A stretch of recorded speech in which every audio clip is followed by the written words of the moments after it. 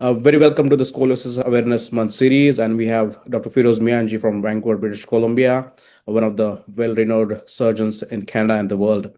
And let's get started. Dr. Miyanji, we get this question from young patients and the parents. What is VBT, or the vertebral body tethering, and what are the ideal candidates for this surgery?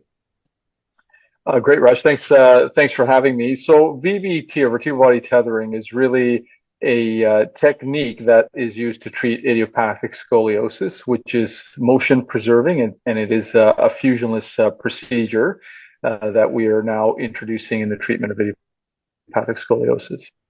Ideal candidates, really two things that would make a patient ideal is their skeletal immaturity, so they need enough growth that we can harness that growth so we get a balanced correction of their spine.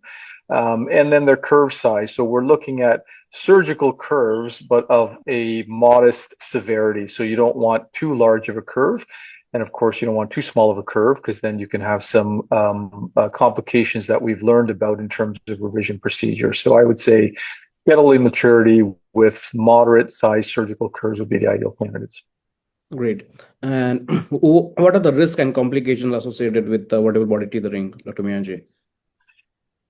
So the risk, it is a surgical procedure, so there are inherent risks, but some that are more unique to VBT, which we've learned about over time, is sometimes VBT is a little too, it works too well, so you can get overcorrection where the curve starts to swing the other way.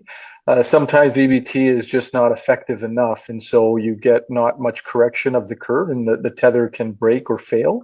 And in doing that, sometimes the patients can progress their curvature and may need another reoperation. And then finally, just like other surgical procedures around scoliosis, like a fusion, sometimes above and below the level that we've tethered or instrumented, we can get other curves develop. And this is more so known as the phenomenon of adding on. So those are pretty much more of the unique risks around VBT.